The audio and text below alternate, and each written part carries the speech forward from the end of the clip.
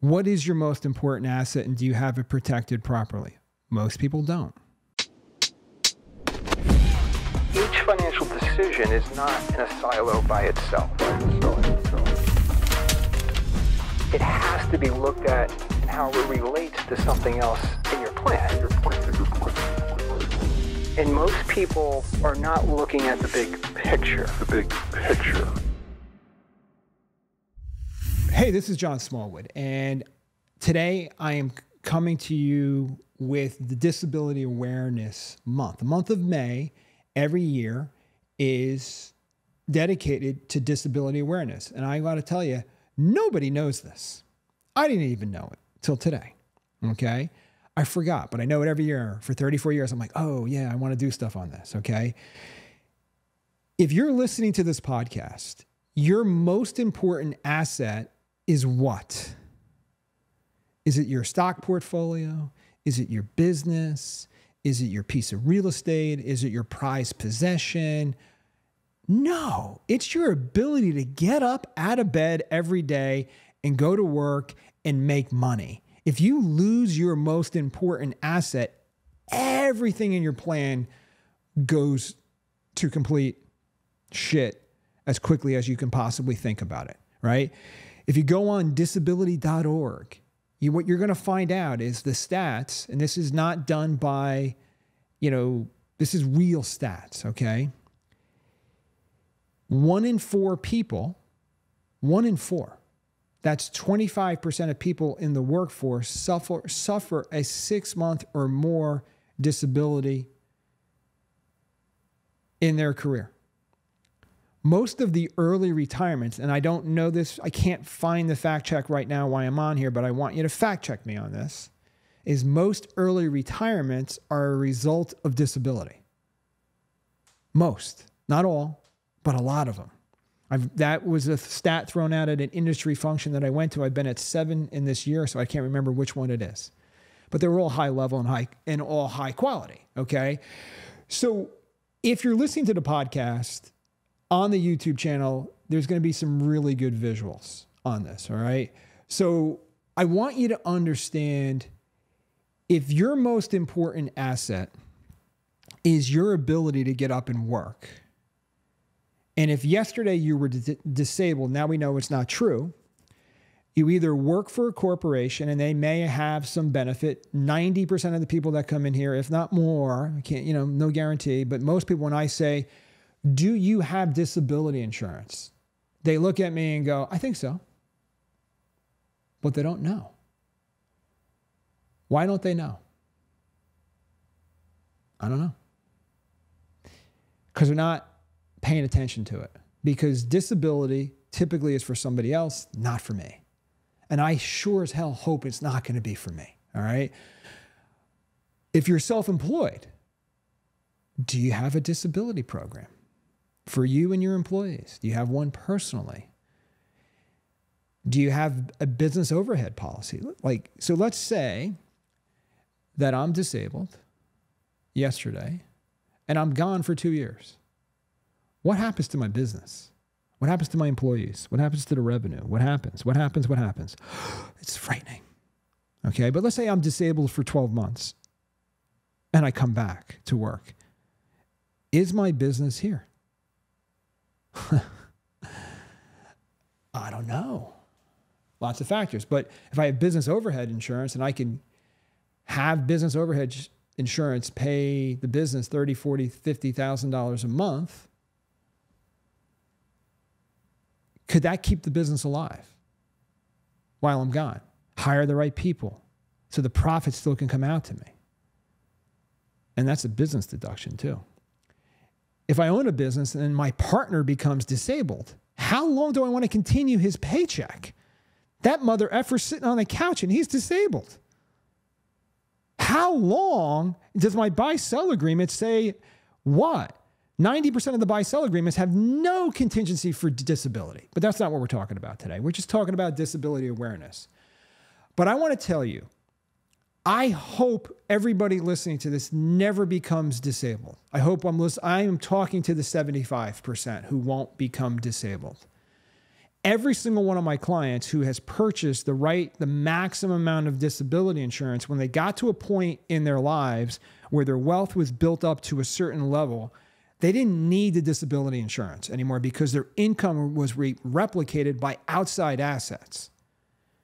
Every single one of them said, I'm going to continue to write the check. Because what if I did become disabled? It's stupid for the amount of money that it costs because it's so cheap at this point. It was expensive when I first took it out because I wasn't making that much money. But now I'm happy to write that check. I've heard this not once, not twice, many more times in my career, okay? And it's that has an opportunity cost. I hope that I get to 65, 70 and didn't become disabled and that money that I spent on it is absolutely wasted. It's the greatest waste that I could think of because I never became disabled. So on the screen, if you're watching this, what I did, and I'm going to talk through it visually, is I have a person who's 40, who's accumulated about $300,000 a year. They make about $250,000. They're saving, they're saving about $70,000 a year. Like, they're really kicking ass. Like, this guy's got dreams. He's going to get himself to, and you can see the visual here, at 65 or so, he's going to be on track for 1.4 million. Like, it could be more, but he's on track to get here. That's taxes coming out of the portfolio. That's management fees coming out of the portfolio. If I click the box here and say volatility adjusted returns, because markets never go straight up like I was showing, at 63 years old, you're on track for 1.7 million. You've got, in here, I have this thing called other pressures. You got one kid, you're putting them through college for $75,000 a year when you're 45. That's being deducted from here. Right? You have this beautiful wedding at the kid's 55 years old. That's going to cost, like, you and your spouse are dreaming about having this epic wedding like your parents gave you for $200,000. Like, and that's all factored into this, right? And all of a sudden, you become disabled at 43. And this curve that would have had you at like 1.7 million is now by 48, you're out of money. And you had 300,000, and right before you became disabled, you were feeling so good. Honey, we have savings of $645,000. We are kicking ass. And just 3 years later, 5 years later, we're at zero. That really, really, really sucks. Now,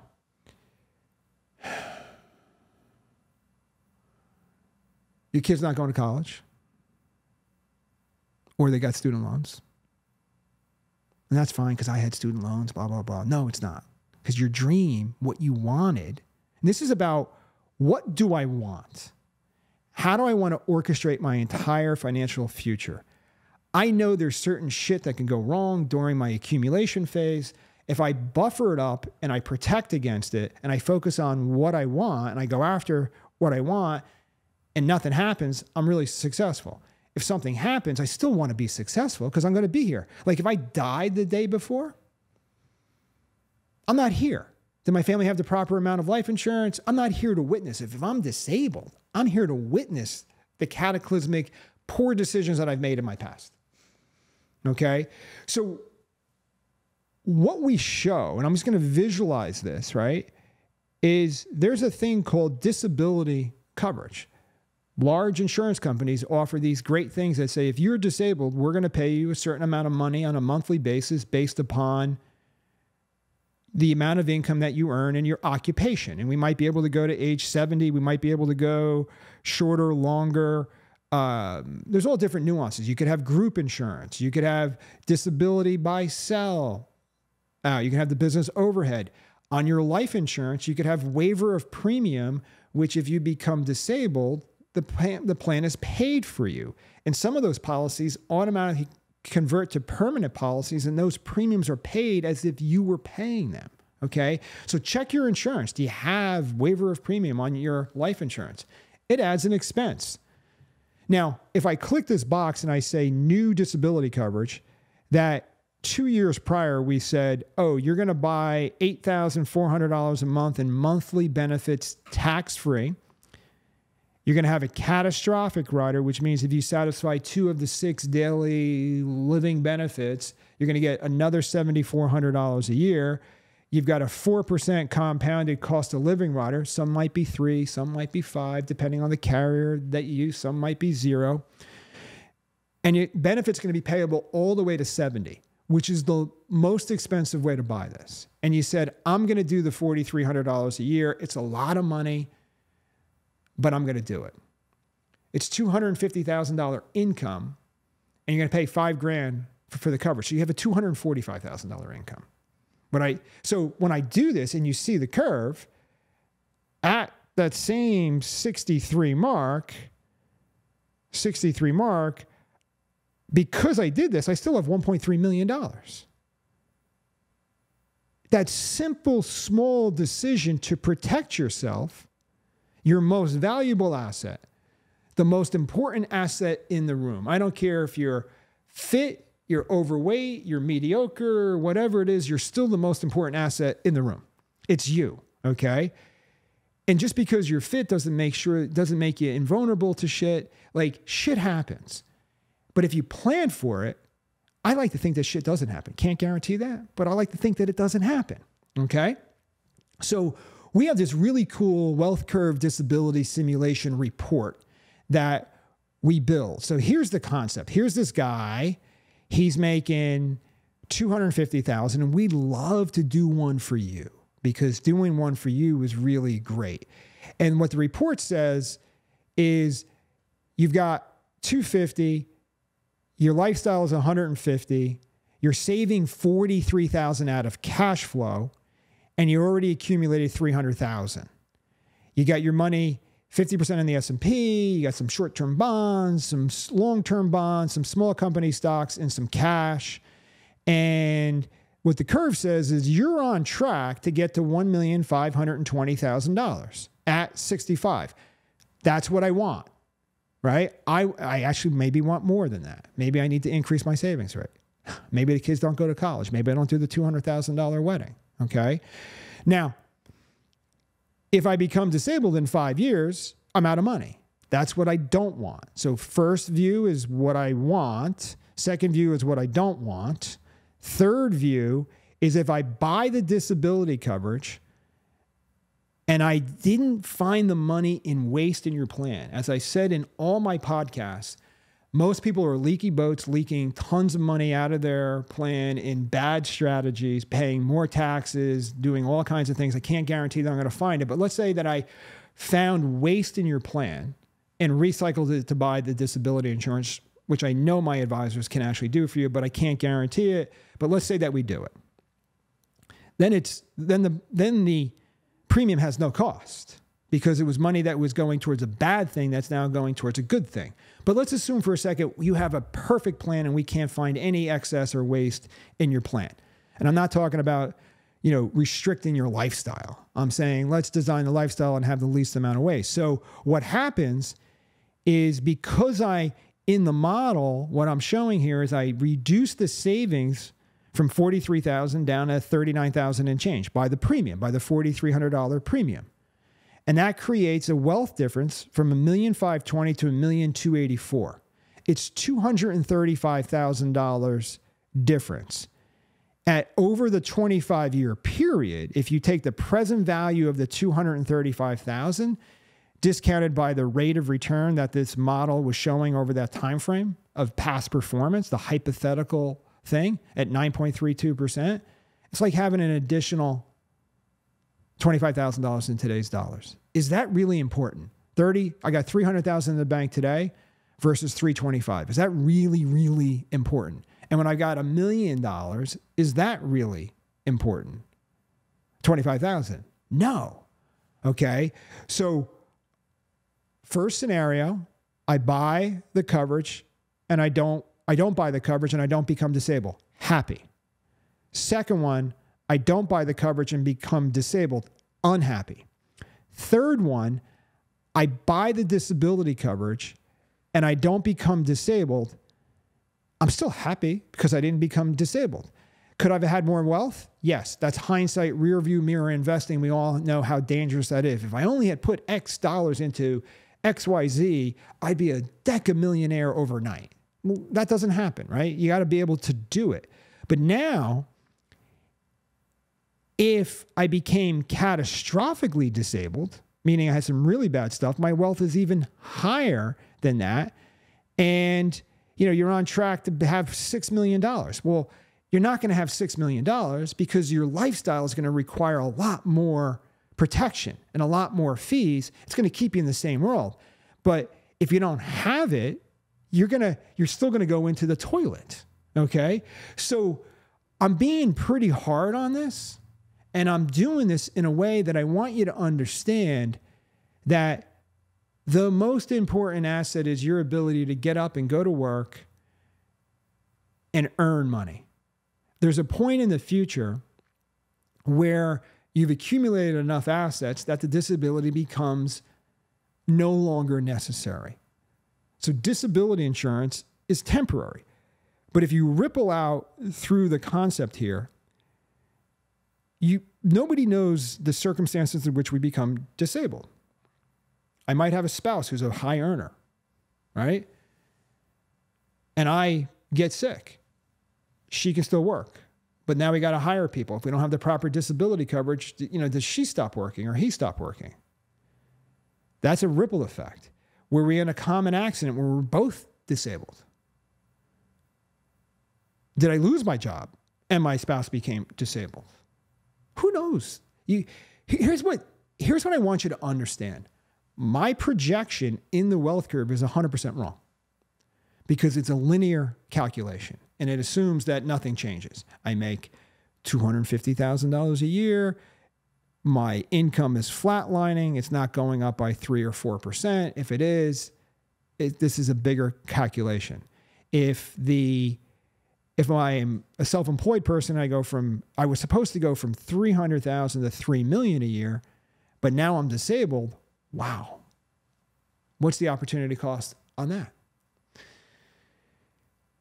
But what I'm basically trying to say here is that it's wrong and we don't know what the outcome is going to be in your future wealth. But I do know this. If I can't get up and go do this, I got some serious problems. If I'm a business owner and I became disabled and the business falls apart and I personally guaranteed a lease or some kind of document or some kind of piece of equipment because I needed that equipment, now I'm on the hook for that. I've rippled through my entire plan. So that's not a really good strategy, right? So what we have, if you're listening to this and you're on our website, smallwoodwealth.com, or you're on Money Isn't. When you think about Money Isn't, right, on this, money's complex. And it needs to be protected and nurtured, and the eroding factors need to be minimized as much as they possibly can. But people say money's not important. I'm not doing this for the money. Blah, blah, blah, blah, blah, blah. If you're disabled, how much money are you going to need to spend on care? Way too much.